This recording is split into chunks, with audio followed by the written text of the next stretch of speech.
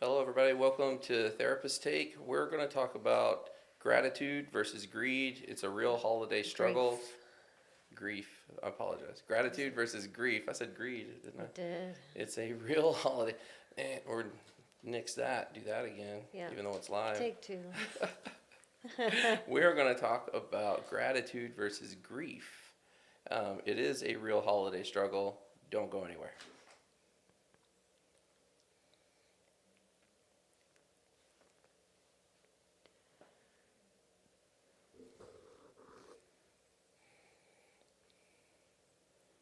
Hey, Carrie. Hey, Josh. I botched that intro. Nothing like coming in and having to correct you. I know, I'm like, you put in all this work. I know. I cleaned out the room, studio. You did. You did. You A whole arranged everything. I know. A whole new setup, and then the very first thing screwed it up. Well, damn it. It's Okay. okay. The quality of the work will matter more know. than. But greed and Anyway. grief are pretty distinctly different concepts. So I thought I can't really just Yeah. let that one, But I feel like greed could lead to grief, probably. should, perhaps, would Should. be a nice natural We consequence. We haven't experienced that yet. Other than being disappointed, unless that's grief. At least that's familiar. Yeah. Okay. Well, we have a really special episode. Two of our oldest clinical friends. I don't know how we No, would. that How you sounds. would I know. what would you say? Other therapy geeks? I don't know. Yeah. Yeah, have joined us Okay. today. Yes. Yeah. Yes. And so Whitney and Shannon, thank you guys for being here. Good Super glad to afternoon, have you guys. Yeah. Hello. Whitney, welcome back. By the way, it's I your third know. time. You're regular. Your episodes are the most popular ones. I've told you that before. And I have a lot of family. Those many moms you Arkansans have? really come out. There's like 50 cousins. Well, we appreciate you guys being here. I'm going to do just a more formal introduction to you guys today. So first we have Dr. Shannon Dial, which is fun to say, given that we grew up together in a graduate program. It's like I'm a real Yeah. grown up. I know. And you're a licensed marital and family therapist. And we could go through a long resume that you have, but the important piece I really want to highlight is we have you here now. Yay! We're so excited to be working alongside you. It's been, how many years since we've been in grad school? 20? Almost 20. Yeah, that's crazy. But Yeah. I'm so glad to be practicing here with you guys. yeah, we're so happy to have you. And of course, now we just got to work at getting Whitney down here from Stillwater. So, but you're also your PhD, which I know that we're not going to get too much into that, but it's in medical family therapy. And marriage correct? and family therapy, and- yeah. Both, yeah. Right. And so maybe we should do a whole other episode on that eventually. Yeah. Then Whitney, you're come down from Stillwater. For people who aren't familiar, Whitney is the co-owner. That's what we're used to saying about our place. She's the owner of the Whitney Alexander group in Stillwater, but also you have this expertise in EMDR now as are you fully I'm like in a few hours away from consultant. So Okay. I'm a consultant in training Right. and a facilitator. all right, which is upper Like, tier. Yeah, like EMDR getting a little specialist. top of the Yeah. pyramid and the pyramid scheme. Right. Yes. It is fun to hear you talk about it. And a lot of people, anybody who's watched our previous episodes, they're gonna know you for the complex PTSD talk that we had, as well as self-awareness stuff, which was really popular. So I'd encourage people to go back and watch those episodes. They're really good, and also I think fun discussions, which is why we like having you here. And so anyways, we appreciate you guys being here. And something people may not know is we all of us went to grad school together. So this is fun times. Go on Pokes. It's like Yeah. a reunion. Yeah, a little reunion. Yeah. Clinical graduate programs might be a little different than some other people's experience in graduate programs. So we get really close Trauma and bonding. traumatized Trauma bonded. all in yes. the same ways. Yeah. Yes. Yes. So for anybody listening to this is, or watching this is a 2-part episode since we have both of them together, which may or may not be a rarity. We'll see if we can get them in the same room again after this. and since Whitney has to make a little bit of a longer trip, we thought let's just do a 2-part episode here. My plan is, if I am able to budget my time wisely, I guess, is to release on the podcast platforms the first part of this on Monday, and then on Thanksgiving do the second part of it. So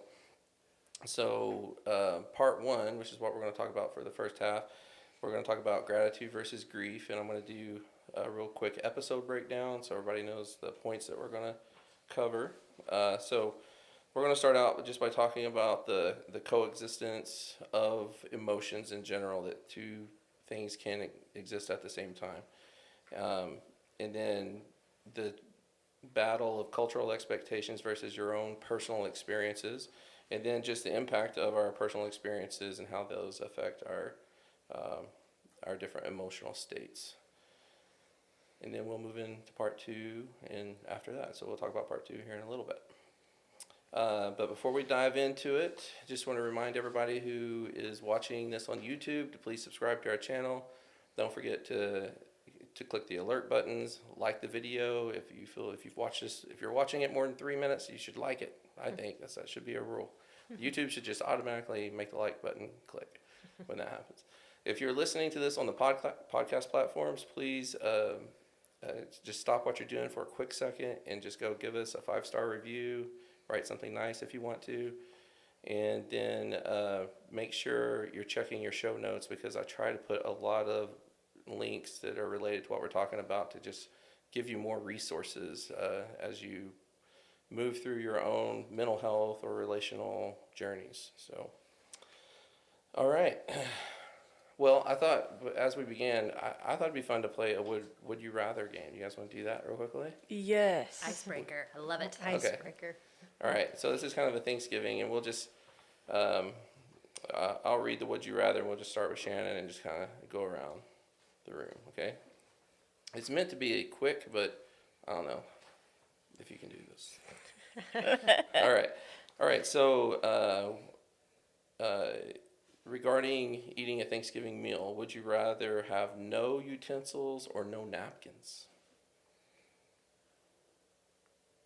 I'm going to go with no napkins. Most definitely no utensils. No napkins. I'm going with no napkins. Although that was a hard one for me, I will have to admit, because no utensils just sounds fun. That's why. Is that why you picked it? That's why I don't let things like that get in the way of a good meal. Yeah. So, Whitney, are you eating with your hands, Yes. or are you just going face down into your Both. plate? Yeah. Depending, at the end, you're going to have to tilt the plate up Oh. and finish it off. She already has a strategy. The Randy Well, scene in Christmas Story. The problem is I did this a little too late in my life. I didn't realize that I was going to have to learn how to use a fork properly and eat correctly before I started dating. And I didn't time the two of those very well. Did so you when fist I grip first the fork? fist gripped the fork at 16 Oh, going man. on dates with people. And then You're I like didn't a savage. remember. Right. Because Yeah. there's 6 kids in my family. You got to just get the write? food. Did you Six write kids. like this too with your hand? No, I like with a didn't. pencil? But You had then to I shovel it remember in. There was a point where I tilted the plate up at the end, and I saw the look of horror on whoever I was dating. I was like, oops. Are you supposed I've to made a drink big the liquid mistake. off your plate? Yeah, I know. Sometimes the gravy is really good. Yeah. Oh, that's funny. If my son was listening to this, he'd be like, "Wait, we have utensils?" Utensils? Yeah. Like, I always, my fingers are my utensils. Yeah. All right. Okay. So, next one. On Thanksgiving, would you rather have accidentally burnt the turkey or have forgotten to make desserts? I'm going to go with forgotten desserts because I just believe everybody counts on turkey in Thanksgiving. So I feel like desserts would more easily be available the next day or something. Right. But a cooked turkey, it's such a long, arduous process. I feel like the pressure to make it come out perfect is there. I agree with you. Turkey for sure. Plus, if you burn it, you can't make good gravy, and I think I love gravy a lot. I think you're having I gravy really- for Thanksgiving. Oh yeah, yeah. Gravy. Yeah, you gotta. What do you? You gotta use the drippings for the gravy, unless you're Right. getting that jarred stuff or whatever. A good brown gravy. Yeah. No, I'm Yeah. gonna go desserts are more important because I like to make desserts. I've only made one turkey, and it was very stressful. And so I was really hoping people had low expectations for the turkey, but I have no lack of confidence in my dessert making ability. So I would be very sad if there was no pumpkin cheesecake or Yeah. apple Sounds pie. delicious. Mhm. Yeah. It's delicious. I would also go with desserts. I gotta. I was like, there's always ham and there's always a Yeah. lot of other things. Alternative meats. Alternative Yeah. meats. I'm Yeah. shocked by how many people don't love turkey the same way that I do. Like I had a whole poll about this in my supervision the other day. That's what you're talking I to was just your like, therapist wait, about. now just FYI, I have 4 frozen turkeys right now in my deep freeze because they Wow. were on sale. And that could See? be excessive for one human being to own. And so I was Yeah. like, maybe I should make them for my interns. And so I was like Yeah. asking, and they're like, some people are just like, meh. And I'm like, how do you meh about turkey? Yeah, no, But I think I think actually that's it. most people feel I think that there's way. a lot of meh Yeah. about turkey. Yeah, Well, Yeah. you know, I love a good turkey. yeah. And the other thing, but to your point though, is like somebody always has extra turkey. That's another point. You just go to the neighbor's house. Go to and Whitney's snag house. a She's turkey. got 4 of them over there. She She'll give does. She always will. us one. Right. And gravy. And I cannot stress this gravy. enough. Yeah. You get 2 hours. Then it's perfect timing. Drive to your house. That's right. 1 hour each way. Okay. All right. So next one. Would you on Thanksgiving? Would you rather spend time with a family full of competitive board game players, or a family full of people that like to talk about politics? Is this a real question? I'm sorry. Hands Question down. mark. Hands down competitive gaming. Same. Samesies. Yeah, although I would not choose competitive board gaming over almost anything other than discussing politics Okay. at a all right. family I think event. we're all on the same page with that one. Okay, All right. So yeah. we'll do final one here. Would you? I'm trying to read my handwriting here.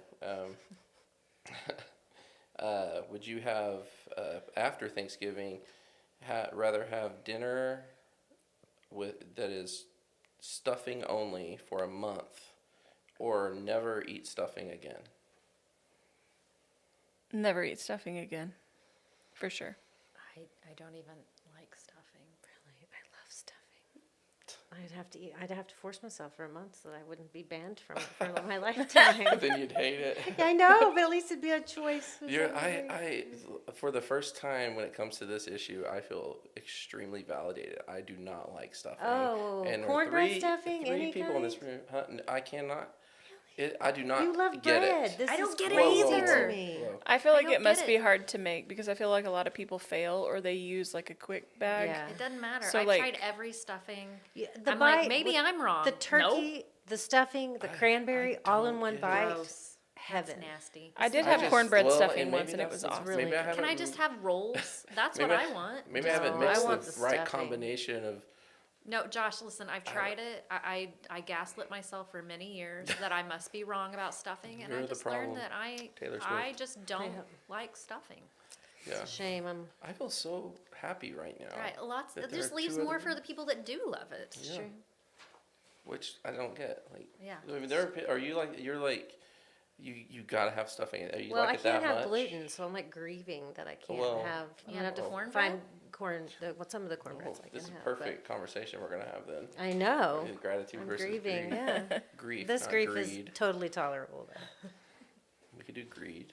Gratitude versus greed. I really thought greed was a nice little twist. Yeah. Put that in the Yeah. bank for next year. Yeah, that would be a good one. Greed in the holidays. Can Heck you feel yeah. gratitude Yeah. and greed at the same time? Oh no, but I think greed is the anecdote or gratitude is the anecdote for greed. Yeah. Yeah. So I love this. But what if you're overly gratuitous? Then you Greedy. greed. I don't know what that's like. I'm gonna be real honest. Yeah. You can ask Shannon. She might know what it's like to be overly gratuitous. She's looking for that vial of gratitude that you keep hidden from her. I I, know. I'd Where is give her it a dropper of it every now and then. Little flash. Once a year. All right. Well, let's talk about this. Kind of moving into the first topic, it's just coexistence of emotions. I feel like that we live in a culture where everything's always split into two. Like, it's like it's either this or it's that, and you especially see that on the media. It drives me crazy. It's one reason why I can't watch a lot. I do watch a lot of politics stuff. I just end up getting mad. but it's always, things are always presented in this like, well, if you this, then it must be either this or that. You know, it's like, can't they both happen at the same time? And I think that is especially true for emotions. I just think sometimes it's cleaner. We like to simplify it in our head because it's less complex than, you know, it's like, well, you're greedy. You're grieving. Or you can be happy during Thanksgiving, or you can be sad, but can you actually be both? I think the most complex thing really is that we can say they can coexist, but I don't know that people know how to actually do that. And it feels that maybe if they're in a time of grief and they show gratitude or joy in the holidays, that it's some sort of insult to the grief or to maybe somebody that they've lost or something. And so I think there's almost maybe some guilt and shame about trying to focus on the positive or be grateful whenever you may be grieving something like a loss that is really hard. And so I think people think, well, I have to grieve, or otherwise people are going to think I don't care about the loss. And so if I show gratitude and happiness and joy in the holidays, they're going to think I'm doing fine, and I'm really not. Right. Yeah. So, and I do think you're kind of touching on a little bit on some of the cultural expectations that we're going to talk about in just a second. But because I think some people are just really sad, they're not feeling a lot of gratitude at all, but there is that cultural expectation, and that's a battle. But I think some people, they do feel the tug-a-war. Like some people are going to be sitting at their Thanksgiving table in a few days, and they're going to feel really thankful for the people sitting around them, and at the same time, there's somebody that's not there, for example. You know, and they're going to feel grief, and then they just, you know, what do you do with that? You know, and so it's a real thing. And it probably has hit us all at some point or another, I would imagine. If you've lived more than 3 decades on the planet, then you've probably experienced that. Yeah. I think, though, that whenever you talk with clients about this ability to hold two opposing truths at the same time, that maybe they haven't had the space to actually be aware of it, but it does have, if you start getting in touch with your body, there's an intuition around that, right? It makes me think of that line from Steel Magnolias, laughter through tears is my favorite emotion, or something like that. I'm sure I'm getting it wrong, as we already have done on a previous episode about our memory of quotes from movies is always wrong. But the idea that you can be laughing and sobbing at the same time, that you can feel immensely grateful for being where you are and with whom you are in that moment, and be very sad about the loss or the absence, maybe not just of a person, but because an event has changed you or the system. But I think that when you start to do that there's a settling that happens in people. And I notice when we have it in therapy, people, I think I can notice that, right? And so I just think that the reason we're talking about it is not because it's a fascinatingly foreign concept. I think it's something we're built in to be able to do. It's right? almost like people need permission. Yes. Yeah. Sure. And it goes with, I think, what Josh was saying at the beginning of this, which is I think we understand intuitively that more than one emotion exists at the same time, but like I don't know that we're always given the skills to talk about the complexity of that, right? So like when you think about an emotions check-in or a check-in, how have you been? Yeah, I mean, there's potentially loads and loads of competing, what feel like opposing emotions that can happen. And the truth is they all exist inside a person. And like, I think for simplicity's sake, sometimes we feel like, oh my goodness, well, you know, I need to pick the one that is the most palatable. I need to pick the one that feels the biggest. And how do we triage which emotion we talk about? And I think we're talking about here, like, I don't know that you really even have to do that. Right. Yeah, I don't know about you guys, but when you were talking, I was thinking of the movie Inside Out. That's a really good example of how the emotions themselves, almost like, as I said earlier, experience a tug-of-war match. You know, it feels like these parts, and I like the use of parts language here, you know, battle each other. And then the challenge, though, as is portrayed in that movie, is for them, the parts themselves, to realize they can work together. And I do think that is the ultimate challenge for us when you're feeling that tug of war. It's instead of taking an approach of like one of them has to win out, which we saw as we seen in Inside Out, which is my reference to the intellectual scholarship of the brain, it usually ends in some kind of disaster, right? Like it just gets worse. So it's, figuring out some way to lean into it where you're letting those emotions work together, and that's usually when it's the most healing and powerful, in my opinion. They all need to have a voice. Yeah. They all get a turn. I always tell my clients that everybody gets to ride in the car. We don't get to put one of our parts in the duct tape it and stick it in the trunk. It doesn't make them very happy. Boy, Doesn't we make like to sometimes. Yeah, we do like to. Like, this isn't a very fun emotion. This isn't a part that anybody wants to hear What's yours, about. do you think? I'm curious. I mean, I can tell you. What's the one you want to duct tape? Vulnerability, right? So Just you have a part that's just vulnerability in general. no, but for sure, those are the ones I'm not bringing to the party. Yeah. But Mine's anxiety. yeah, Yeah. and it's okay to have every single one of those be present at the holidays, and hopefully there's a system around you that can make space for that too. Right. The reason why I want to duct tape anxiety is because I've done, work as a patient in IFS, and which is for people who aren't aware, it's using parts language and really trying to understand the different parts of you. And for me, anxiety is that person in your life that always thinks they got to be a part of something, but then you instruct them to go to stay in their lane, and they'll move in their lane, but they don't ever really know they got out of it. They just oh, okay. I'm not supposed to be on stage with you right now, and so they never feel really any kind of shame or anything, and so it's would you shut up? Yeah. So you're saying But you you gotta love don't 'em. want me to come to your holiday festivities, Josh? Too anxious. Oh, you identify with my anxious part. is what No, you're I saying. Yes. No, see, that's the problem, is that I wouldn't tell you that. I would be inviting you oh, come on, when I need to not invite you. Right. That's fair. I Or, think- invite you with some boundaries in place, right? I think that gratitude and grief also, they flip a lot. Maybe for some people, we're talking about how they can live side by side, but to me, they're also on the same coin. So in times of grief, that when I've felt pain, I can focus on gratitude to give me a little bit of relief. But in other times, when I'm thinking about how grateful I am for what I have, it reminds me also of what I don't have. Yeah, that's so true. Right. And Absolutely. so I don't know where that fits for our discussion, but I do feel them both and have felt them both a lot, but they each kind of lead to the other for me in various instances of where I'm at. Yeah. Basically. Yeah. Do you feel like you have the space to be able to experience both inside your body and outside of your body? Yeah. I mean, you might have to define a little bit more for me.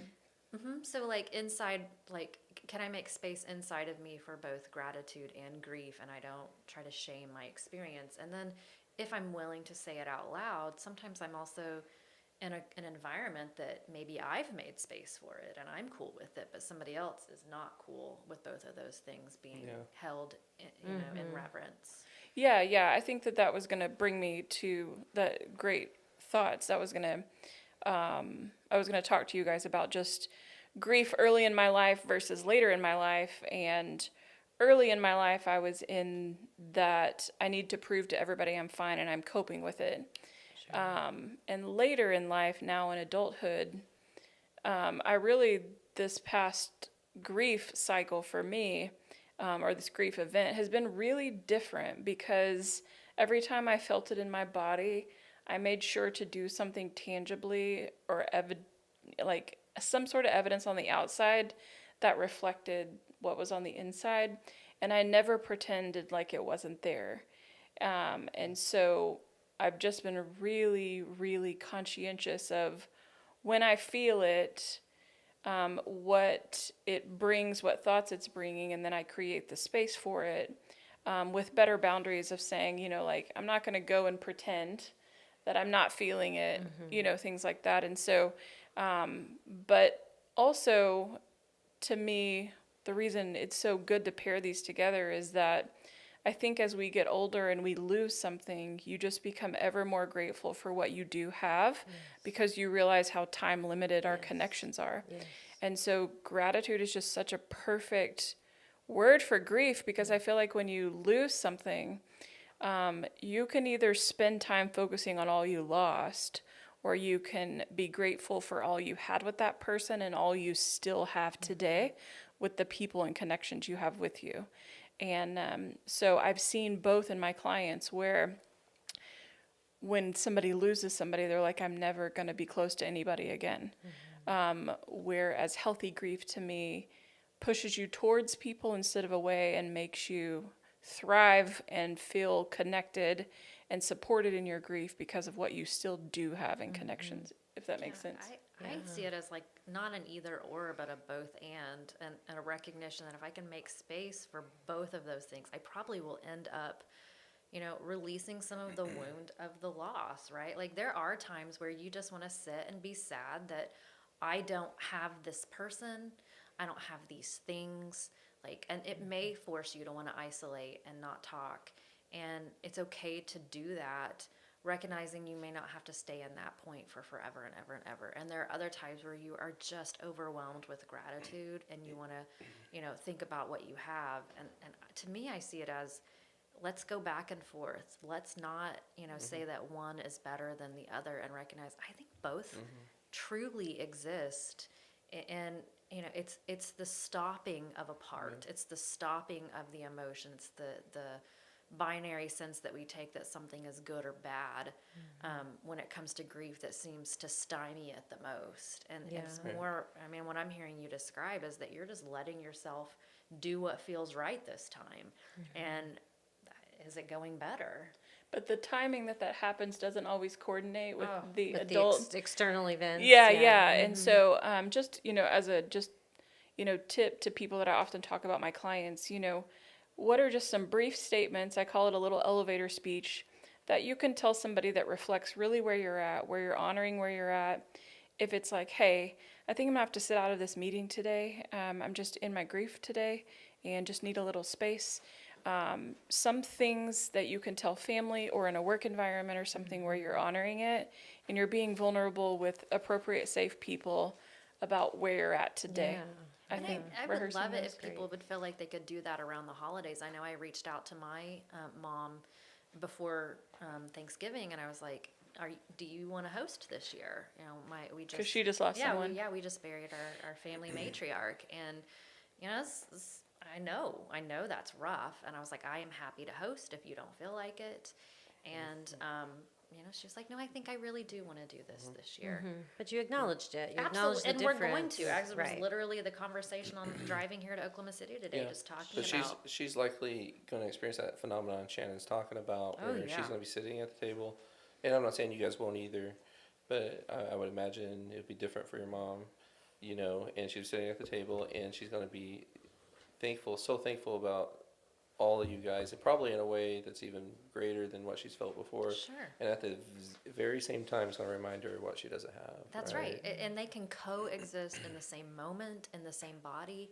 And if we can tell ourselves it's okay to have both, and I don't have to tell myself, oh, I'm being dishonoring of somebody's memory if I'm only focusing on how joyful I am right now. And I also tell myself, I can also feel the grief because that's natural and logical based on where I'm at, and there's nothing wrong with that. I think that's the piece that lets it, that's the healing for the wound.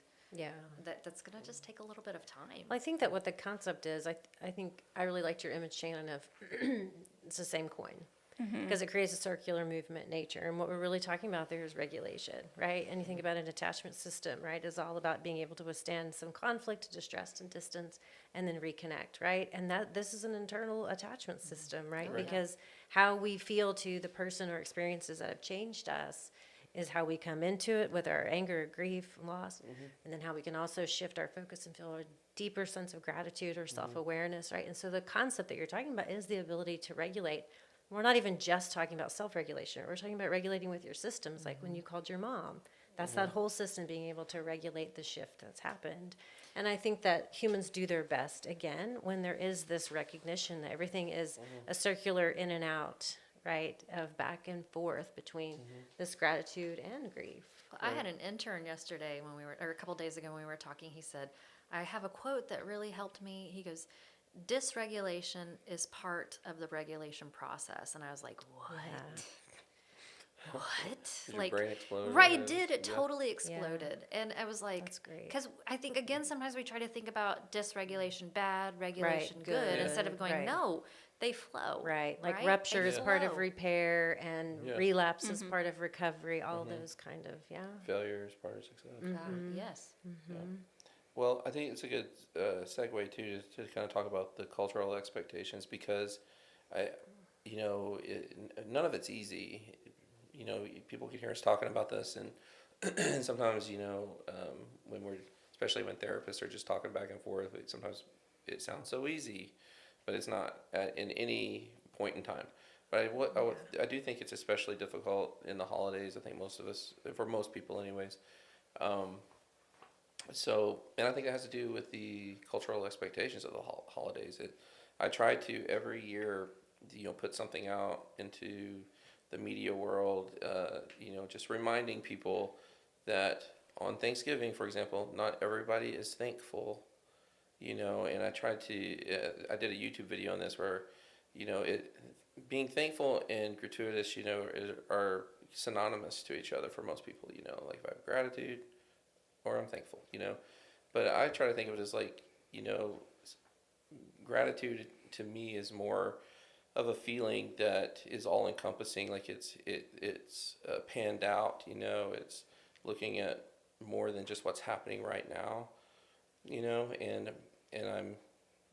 I feel grateful for the things in my life and the people in my life and the experiences I've had, but being thankful often is like a momentary thing, like it's more, confined to the moment or closer to the moment, the situation. And some people are just, because things have happened, they're still grateful, but not exactly thankful in that moment, and I think it's important to acknowledge that. And it's these cultural expectations as we enter the holidays that really make it difficult because they're not supposed to feel the other feelings.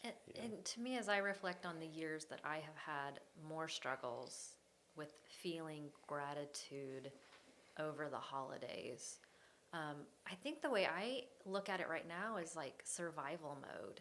Like gratitude is something that I think is an emotion that's not conjured up when I'm deep in the throes of my nervous system, like feeling like I can, barely put one foot in front of the other. It always reminds me of, again, back to the movie quote thing, like, I think it was the Hunger Games, like after the two people that won the Hunger Games, like they're on the train going home and there's like all this food and all this great stuff. And they're just like I doubt they were feeling terribly grateful that they survived at that moment, Right. that there was a bunch of food, that lots of great things were getting ready to happen to them.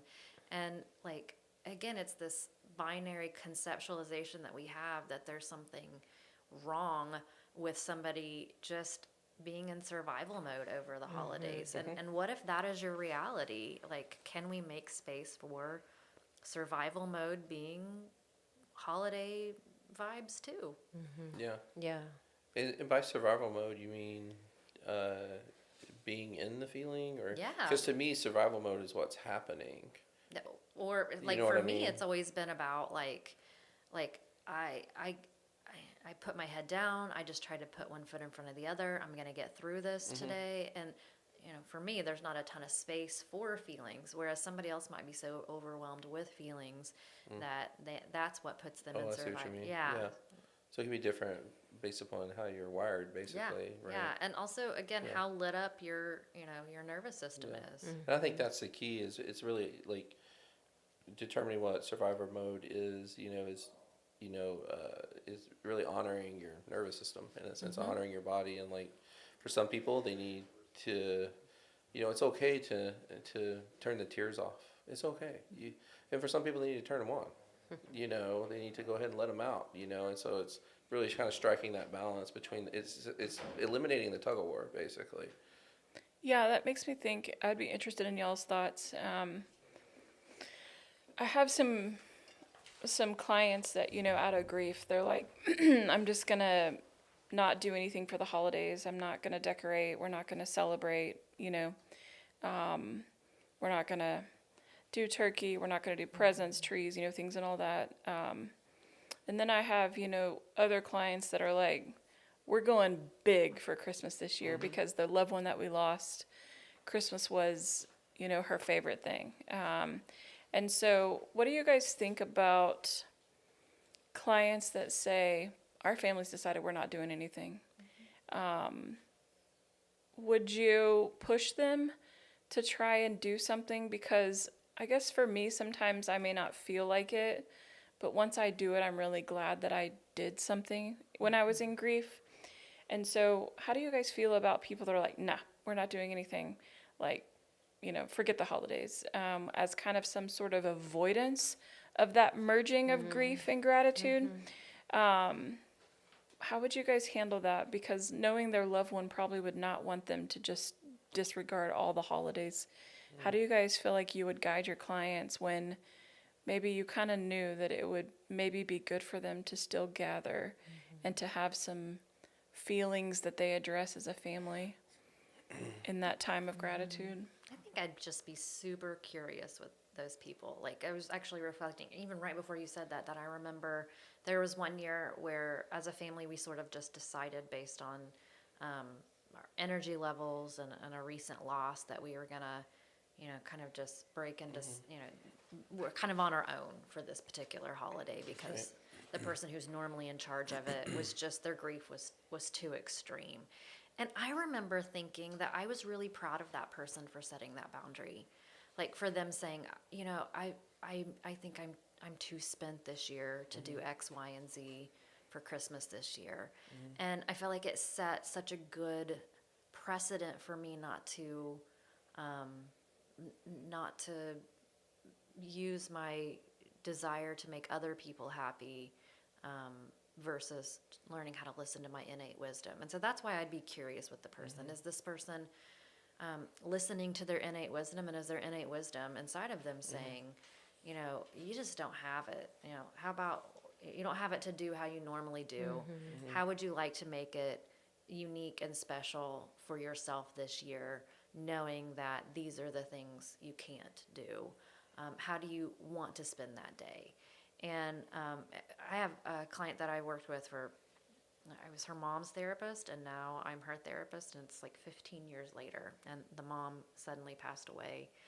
So it's a wild thing to have your teenager therapist be your adult therapist. But we talk about her ritual that she honed over the years on that date of death, and that she does something that is very uniquely for herself. And she says she's had people try to talk her out of things, and she's honed it over the years. And she said, my mom would think it was stupid too. But she's like, I'm not doing it for her. I'm doing it for me. I'm doing what makes sense for me and takes care of me for my grief and my memory around this. And I think that's fantastic. So for me, I just start with being curious. Is the quote unquote avoidance an appropriate strategy? And can I honor that desire to avoid, but also still make space for the part of me that may feel guilty or may not have enough planned for that day, so that the sadness feelings overwhelm me? I guess I would just say, as a clinician, I would want to make sure they've not made a quick decision, but they've really allowed themselves to process through everything. Yeah, I think that's it's all about, let's explore this, right? And but I think especially in the the betrayal trauma work that we do, we talk so much about the firsts. The first holiday season, and that's going to be the same after loss, right? I mean, betrayal trauma is a specific loss, and I always just say, I don't think we put a lot of stock in the firsts. And so if this year needs to be different, that doesn't, the fear that oh my gosh, if we never do the holidays the way we used to, we'll never do it again. And I always kind of say, this year gets to be one of those off years. You know how, like, if you take a test and you stayed up all night, it doesn't actually reflect any of your learning material, you're just tired. This is that year. It actually doesn't have to reflect a lot about, oh my gosh, you'll never be happy or joyous or kind, or you get to just decide this year, Let's tune in. Let's be curious. Let's explore. What do you need presently? And a lot of times just opening up that space and taking off the board. Oh my gosh, we always make a ham and we always make cookies on Christmas Eve and we whatever. Like it's okay. This year gets to be the one thing that we highlight as different, right? And I also think it has another level of acceptance because you're acknowledging the difference rather than trying to pretend it's all the same. So I had a family early in my career that had a loss, and it was their first holiday season, and so they were kind of, we're not, and I don't know, and so finally they decided their rebellion, in a sense, against this was they were going to have Mexican food for Thanksgiving. So it was all, and it was, yeah, it was delicious, right? But it was interesting how they teamed up against the societal expectations in a way, Yeah. but then really they were keeping in it, right? So it was a new norm for them. It was an Yeah. embrace, right, of the difference. And I think from a therapeutic perspective too, the idea of trying to be the same when you're very different is so inauthentic, and you will be in survival mode if you're trying to proceed as normal when you're, when your cells have all been reorganized after a loss. Let me tell you how much a rebel I am. Okay, Because when let me I hear. was going through a difficult time in my life, I was like, you know what? I'm not buckling up anymore. I'm like, I'm just not going to buckle. Jesus, take the wheel. That's right, baby. I'm like, look at me. I'm past a cop here. I'm unbuckled. I did get a ticket once for that. And he's like, you know why I pulled you over? I'm like, no, but I really didn't So know. you lied too. Well, Really You lied. showed them. A rebel liar. You showed them. $25. I paid for that. I actually said to him, I was like, I didn't really. You guys actually pull people over for that? I thought it was like a secondary offense. Like, you got pulled over for speeding. He's like, oh, and you're not wearing your seatbelt. No, he pulled me over for not wearing my seatbelt. But it was just kind of like, I'm going to push against this cultural expectation because I was mad. I was angry. I was upset. I was like, I'm tired of doing what everybody wanted me to do or something, and that was as far as I was willing to take it, But to Shannon's question, and I'm pretty much in agreement with Carrie on that. About the first, when you lose something like and I know it varies, and the impact varies based upon what it is you've lost, or if it's the trauma of it, the difference in normative and non-normative events. So did you lose your mom when she was 90, or did you lose your mom when you were 30? It's really different in terms of how grief looks in those types of events, right? And I think, but regardless, there's based upon the level of loss, there's a level of uncertainty that you're entering into this world of uncertainty. So who knows if what the holiday is going to be like? And for people that don't have the luxury of processing this through with a therapist, because I think to answer your question, I think most of us would spend a lot of time processing that, so that they could make a decision they could feel good about, right? But some people don't have that luxury, and I'm thinking, what's the worst that could happen if you're just like, screw it, I'm not doing holidays this year, I think there's information in that, though. I think probably the thing I'd say would be a not so good thing to do is to not evaluate that experience for yourself to determine in moving forward, how do I want to do this?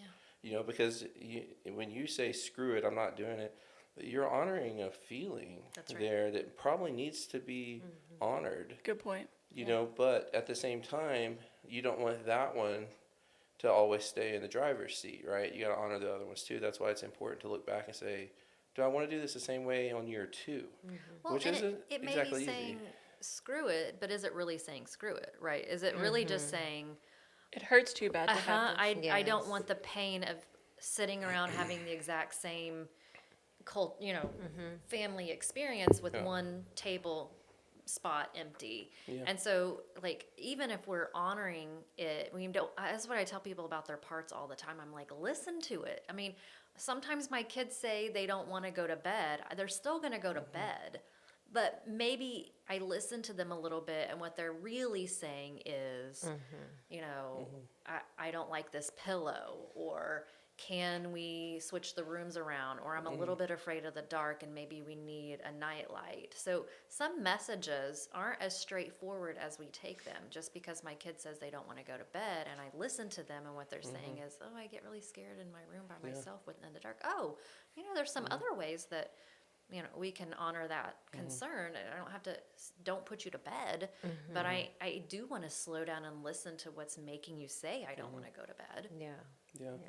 I think what this all boils down to, and I think, we pretty much combined the third point about the impact of on our experiences on our emotional states, with the cultural expectations, which makes a lot of sense.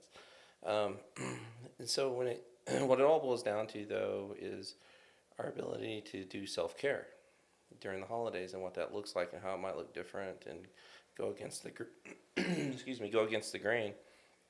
But to what made me think of that, and with what you were saying, Whitney, is that it made me think of like how I've defined self-care, because it's kind of been a buzzword in our culture, right? And I'm like, it's kind of one of those things. You're like, well, what is it, And so I spent some time thinking about it, and the conclusion I came to is that all self-care is someone's ability to make regular use of one word, no.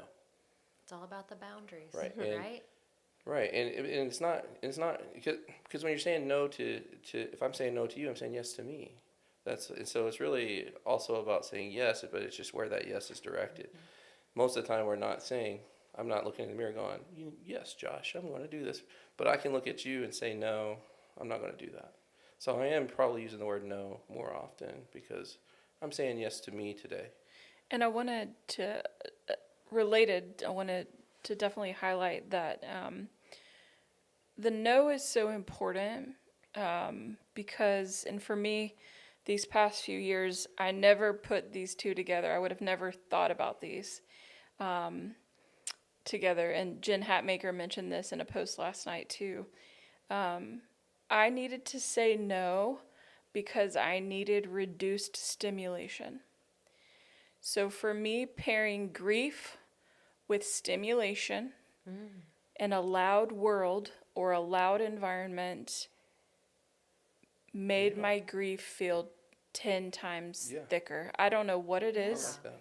but the way I have been able to honor my grief from losing my dad these past few years is I have made an intentional way of saying no and reducing stimulation. And I have made my house and my space an absolute, as peaceful as I can get it. And I have never not watched so much TV in my whole life as when I've been grieving, because just the TV being on. My friend said the other day, I thought you watched the news every day. But it really changed for me. And so reduced stimulation, saying no, lack of noise allows the things you need to feel and the things you need to face to be there with you. And it is just so important. Yeah, I love Boy, that. what a great That's way to awesome. talk about your emotional Yeah. state. And I was just thinking, like, think about in a larger system. Like, so I'm learning how to pay attention to my own needs, my own stimulation around grief in the holidays, but my cousins or my aunt or my whomever Right. wishes in a totally different manner. For them, excess stimuli is the way to deal with their grief. And so what an interesting They dynamic. want the noise. Right. They That's want the their noise. way of, I guess, what's the word I'm looking for? That's their way of managing their experience with grief. And to me, that was my way of avoiding. If I jumped into a lot of excess socialization and things, that would be the surest way that I wouldn't be in tune to myself. But everybody's going to be on a spectrum of That's what they right. can handle. That's right. Well, and, sure.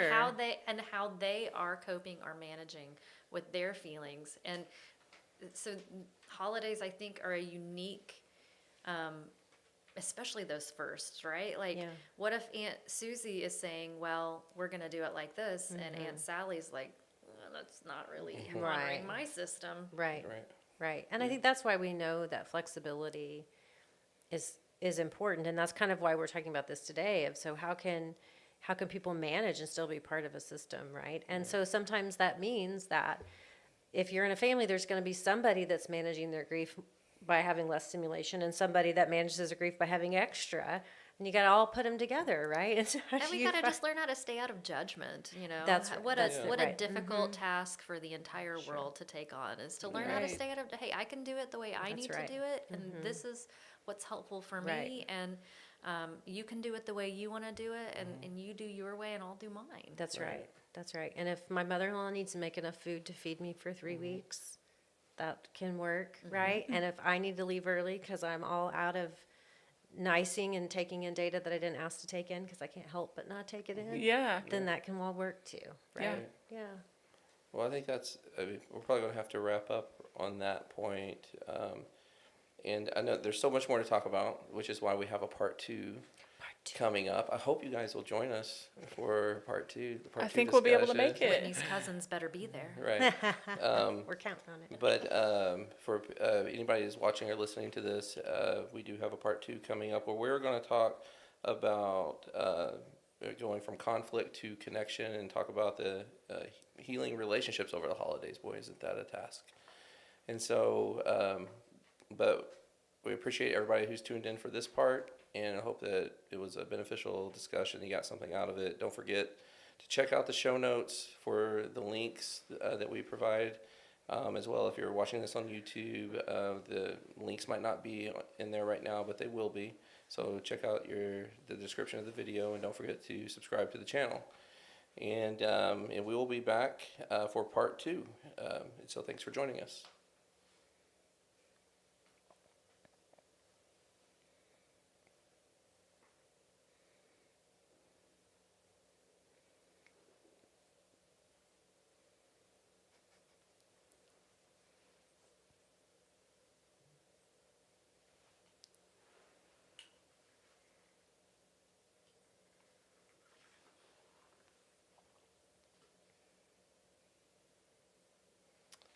Welcome everybody to Therapist Take. This is part two of our Thanksgiving series, and we're going to talk about in part two, from conflict to connection, healing relationships over the holidays. So don't go anywhere.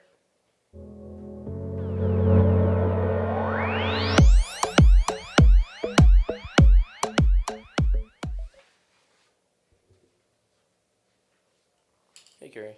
Hi, Josh. It's been a long time. I know. How are you doing? I'm making it. How are you Pretty good. doing?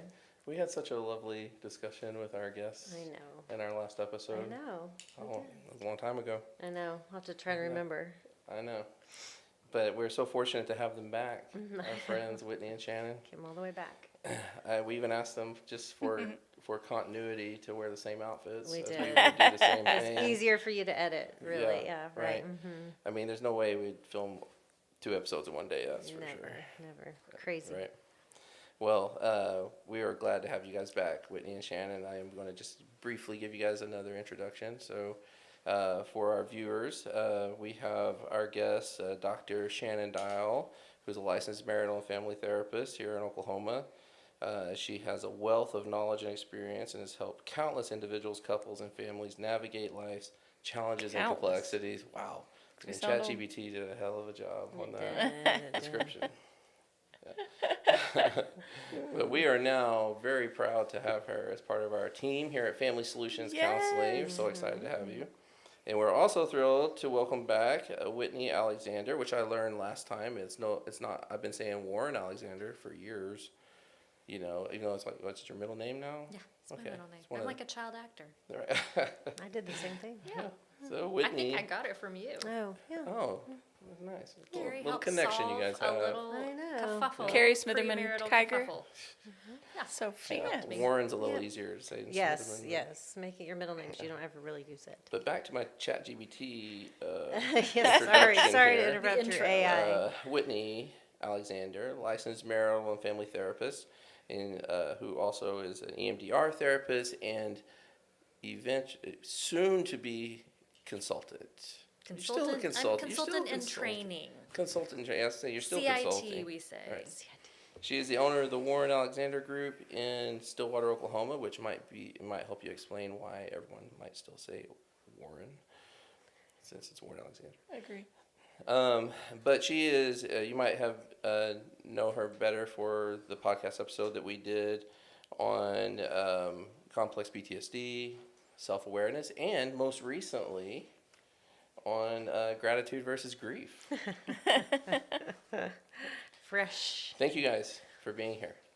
So Before we begin, let me just kind of go through the housekeeping things one more time with everybody, and then we'll do the episode breakdown. So just want to remind everybody who's watching this on YouTube, subscribe to our channel. Don't forget to hit the alert bells so that you can be notified when we post more videos or when we go live. And then if you really like the episode, please hit the like button. It really helps please the algorithms, and then we can get the information out to people easier that way. And then if you're watching or listening to this on the podcast platforms, please just stop what you're doing for a second, because if you didn't do this last episode, you need to do it this episode, and go give us that 5-star review so that we can please those algorithms. And so, but we really appreciate everybody who's supported our channel, supported this podcast. So let's do the episode breakdown. So last time, this is part 2 of our series. So last time we did gratitude versus grief, where we kind of unpacked the whole phenomenon of the coexistence of these feelings and the cultural impact and the impact of life experiences. So if you haven't listened to that, please make sure you go back and listen to that. But now we're going to talk about basically what to do about it. So we've entitled this episode From Conflict to Connection, Healing Relationships Over the Holidays. But what we're going to talk about, we're going to start out with talking about just practical steps to emotional regulation, which Carrie, you brought up emotional regulation in the last episode. Boundaries has to be a part of this discussion. For sure. And then basically moving into fostering what does it look like to foster a connection or to foster connection and growth? So basically during the holidays, which for people that are grieving can be very difficult, is there any opportunity there basically? So, or any relational opportunity? So that's what we're going to do. But before we do it, we should play a game. No, again? Oh, I have The another same one. game? I mean, Yeah, I the don't wanna same play game the we played same last game. week? The same. I'm not doing the same game. We already know the answers. That's not even a would you rather game. Okay. So I have 2 questions. The first one, I'll just ask them both, and we can go around and answer them. So since this is a Thanksgiving special, what's your, if you couldn't have turkey, which we just talked about this, everybody's love for turkey, what would be your alternate dish? And then if you could only have 2 sides with this alternate dish, what would they be? I'm just going to combine them both and say I am perfectly happy having a meatless Thanksgiving and having all sides only, plus dessert. So to me, I really don't look forward to turkey necessarily, but I look forward to everything that comes on the side. And so I would love to host an all sides Thanksgiving That'd be where kinda fun, everybody actually. That'd be fun. brought only sides and no meat. Okay. But if you can have only Whitney 2 sides started. with your all sides, sorry, I'm joking with you. I'd definitely pick mashed potatoes and probably my sister's broccoli cheese casserole. Oh man, those are Whitney kind of scowled at the broccoli cheese thing, but they have to be made well. Like Yeah. it's kind of like coleslaw. Like most coleslaws are terrible in my opinion, but A good coleslaw. if you get the right combination, it's delicious. And I think Cool. same thing about broccoli and cheese casserole, I guess. I would like a meatful Thanksgiving. And I guess if you're going to take my turkey away. You guys are like the polar I opposites. know, right? I was like, on my side, I'm bringing to Shannon's is meat. I'm bringing a pig that ate a turkey. Right. A dirt. The turducken. Turducken. I guess I would have brisket because I love brisket. And the 2 sides, so we're doing sides with brisket, yes? Not just delicious sides. I guess I would do a coleslaw and some kind of a potato. You really can't go wrong with a potato. I never met a potato I didn't like. Right, I That's like true, you in really any can't go wrong. variation. Mashed feels weird because there's not going to be gravy with brisket, so maybe gravy like again. a fried brown with gravy. like With brisket? no, that's Or- not how or we have barbecue it. gravy? No. Maybe like a fried with onions situation. Oh, yeah, That's good. That's nice. That sounds good. That's nice. Yeah. I would do ham if I can't have turkey, although I love turkey. And then I would probably pick mashed potatoes and stuffing. We discussed before. Stuffing, of course. I mean, I really like all the sides too, but I don't like broccoli cheese casserole. I don't know if you remember, but last episode we Yes. talked about stuff. I do. I think I recall that. Silly. So my alternate would probably be shepherd's pie. which What? Who does that at Did you just Thanksgiving? cross the pond? What's happening right now? Did you just pull that out of nowhere? Shepherd's pie. I don't think I've had What are you, shepherd's pie I British? actually once had in my more life. time to think about this than you guys. So I wrote the question. I've literally have you never been eaten to shepherd's it? Yeah, pie have- in my Have entire you been life. to a Thanksgiving where there's like, would you like turkey, ham, or shepherd's pie? No, I'm just. Okay. I just didn't know it. Well, I didn't Everybody know it would want to get come so, over for shepherd's pie I for probably would have Thanksgiving? picked something else if I known it was I so expect scrutinized. at our next Well, gathering, it's Josh, shocking. for you to make a shepherd's pie. Yeah, So Josh. that I Homemade can crust. never I say. can't Homemade make crust. it. It's I just don't. delicious. I literally have never eaten it. Oh man. Never. Don't you They're put mashed potatoes delicious. on top? Yeah. Yeah, you don't even have to do the sides. They're already in the dish. It's so Good old British Efficient. cooking. It's like a pie crust with mashed potatoes topped with meat, right? Or No, vice Not a versa. meat pie crust, I inside. don't think. I think it's a. It's a meat on the bottom, mashed potatoes on top, but there's a certain, number of ingredients that I'm not aware of. That You just eat it. yeah, just Sounds enjoy I it. had it. Sounds I delicious. also like risotto. I'm afraid to mention that. Is that? I like love risotto. Oh, I should have said that. I just You would guys never. might I thought love me. risotto Risotto with a Thanksgiving. mashed potato Whitney, your on 8 top. is really showing up right now. I'm sorry, I don't know. have a problem with double carb. Seth will sometimes go to the steakhouse and he'll get mashed potatoes and French fries, and I'm like, "You're double potatoing this?" Oh, I do he's that. like, "Oh yeah." I beat myself up when I do that at a restaurant, and they're like, "What do you want your sides to be?" I'm like, "I'll do mashed potatoes and fries." He has he loves it, and good for Yeah. him. That would make my tummy well, you hurt. said or who was it said, or you said you never met a potato you didn't like. That's That's right. true, and Yeah. you could double potato it. You can Yeah. give me a potato We in could any do a way you want to potatoes cook it. Thanksgiving. But I have done the barbecue one. We've done brisket So for there was one year I Thanksgiving. told my wife, I was like, I would just like to do. I've never been crazy about Thanksgiving food though, so I like it, but it's not my favorite, And I'm like, I'd love to just do a barbecue Thanksgiving. So we did it. I don't know if we would have done it if there wasn't another family Thanksgiving that was happening at the same time, You or were, the like, next hedging day your or bets something. right Like there. the Friday Thanksgiving, Yeah. and so we The did best of both worlds. just barbecue. I am and so loved hungry right now. Yeah, with we need this to move off discussion. food I corner, am. Whitney. You're gonna She's be gonna like, just fall over. I'm just gonna Yeah. be munching down on some. Well, you shoulda I ate have in my before you purse back came. here. We're gonna eat somewhere where there's shepherd's pie. We after should. this. I can't. If you love it that much, I should not ever be able to say to you, "I've never had it." That doesn't seem right. Because we love you, we're gonna I like it. we're gonna I have don't it. feel like you could go wrong with It's shepherd's alright. pie. If you Nah, I don't Did you really say like it's all I'm right? joking with. I'm Yeah. messing with you, Whitney. It's okay. Get out of You here. know what? I don't Josh. really like it. I don't know why I said it. I'm so confused. Reverse, You're reverse. reminding my 4-year-old. I mean, I just thought it would impress you guys, and that's why I said it. You're so cultural.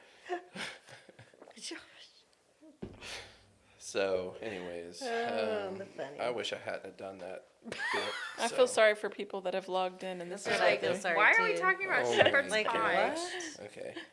Yeah. Moving on from vulnerability, let's get into the episode. Squishing your vulnerability. Wow. Yeah. I felt so validated when you guys all agreed with me about the sides. Stuffing. the stuffing. Yeah, I can't even Last say week? it now. When Yeah, we did last time, last yeah. episode a long time ago. I am the sorry. high- it's the I highs just want and to say, lows. Carrie, I am sorry that if you felt ganged up on and scrutinized for loving something that someone, She that looks a like group she of other handled it people just- did. Yeah, I fine. think my heart rate stayed about the same.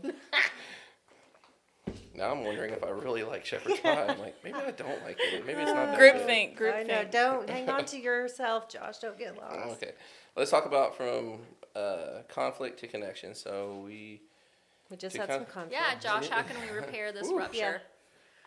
did I rupture something? No, we I- ruptured oh, something with you. Okay, I was like, did saying shepherd's pie like Did his middle child create just show up? a rupture in our friendship? No, Like, are you no, no, rethinking no. things? Because We I will re- change it. No, I will not like our shepherd's sh- pie. Our we shock. messed up with you. Yeah.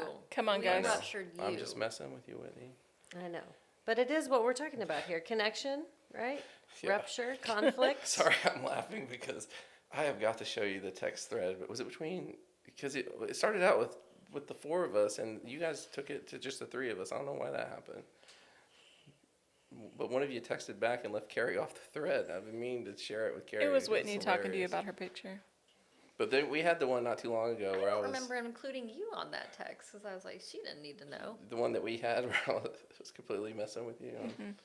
I have to show you that one too. It's funny. Okay. Doing a little bit of the same thing. Squirrel. Just messing with you. Wasn't squirrel for me. I can definitely make the connection. Long route.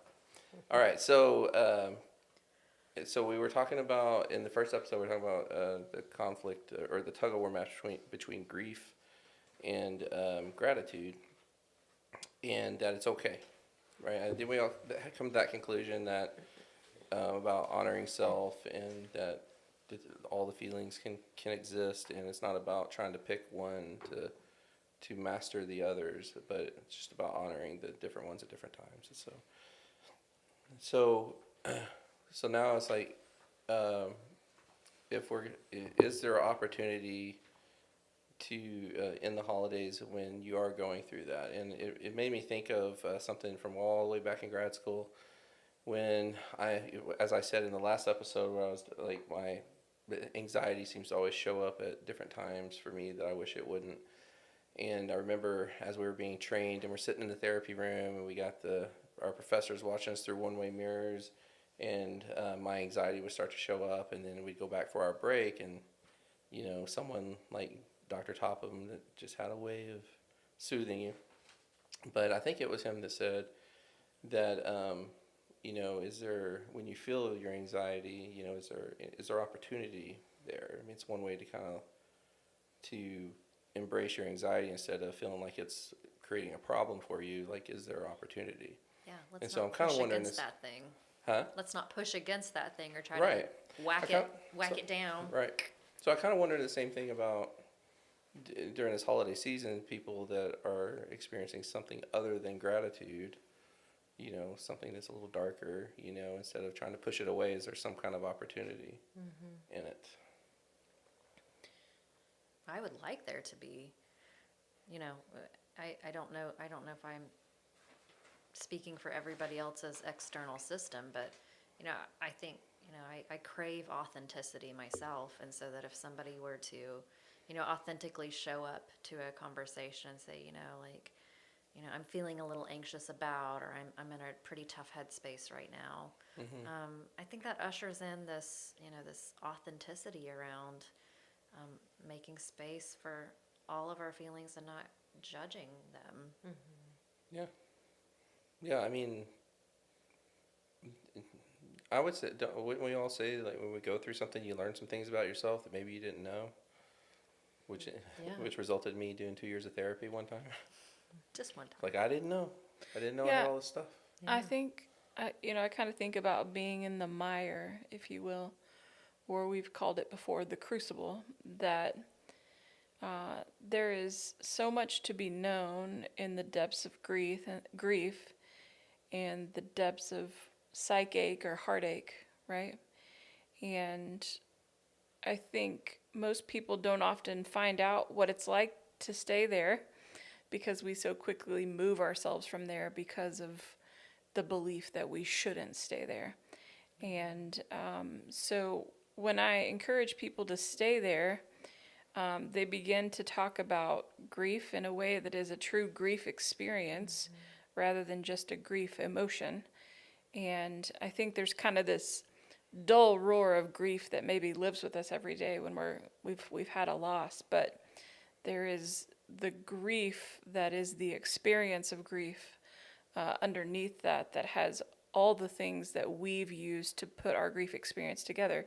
It's the memories, it's the things that we may be feeling relief that somebody's gone, figuring out how it feels good and bad that we lost somebody. I was thinking about that in a family that's going through divorce, and this is their first Christmas without a lot of family conflict because they went through divorce. And so imagine being happy, being relieved, starting over, all those things. And so I know that we talk about it like just expressing your feelings and being vulnerable and things like that. And I know that that's not generally easy for people, but just not letting things go and spending time exploring them can really teach you things about yourself. It's more than just a feeling. I really think it's an experience.